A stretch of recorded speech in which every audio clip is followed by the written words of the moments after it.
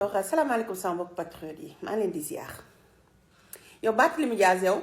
kon buruxloo nga nii rek ba dugg si sama biir TikTok bi nii laay sànga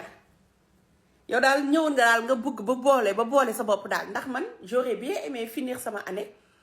avec des idées vraiment qui sont pertinentes di wax suñu DPG bi wax suñu premier ministre bi wax suñu président charisme yi nga xamante ni instant yi ñoom ñooy staru Afrique mais il fallait que nga wax loo ma yow Bart nekkatoo maire yow tu oses venir dire naan suñu premier ministre bi qui se considère premier ministre mais moom mooy premier ministre du Sénégal que tu le veuilles ou non c'est lui le premier ministre du Sénégal bañ na ko ba Diomaye nee na je n'ai pas du tout regretté de son choix en fait parce que nee na moom moo am ministre premier ministre bi nga xamante ne Sénégal mosu ko am bu mu nekkee Sénégal ba léegi mais yow yaa nekkatul maire tu n'es plus maire de Dakar yow dañ laa dàq génnee la parce que t'es un assassin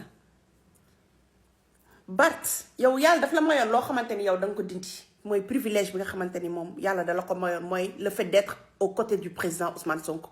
di partager ak moom ay idées ay xam-xam ñi nga xamante ni ñun bëgg nañ ko te mënuñu ko am nga trahir ko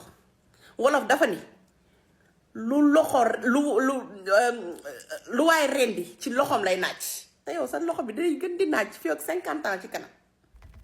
je sais pas si tu te rends compte en fait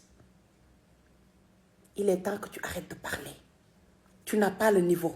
tu n'as pas l'intelligence tu n'as pas le charisme amoo yow lenn mooy sa gémmiñ xeex xulo xasante Sénégal nag mérite mieux ça suffit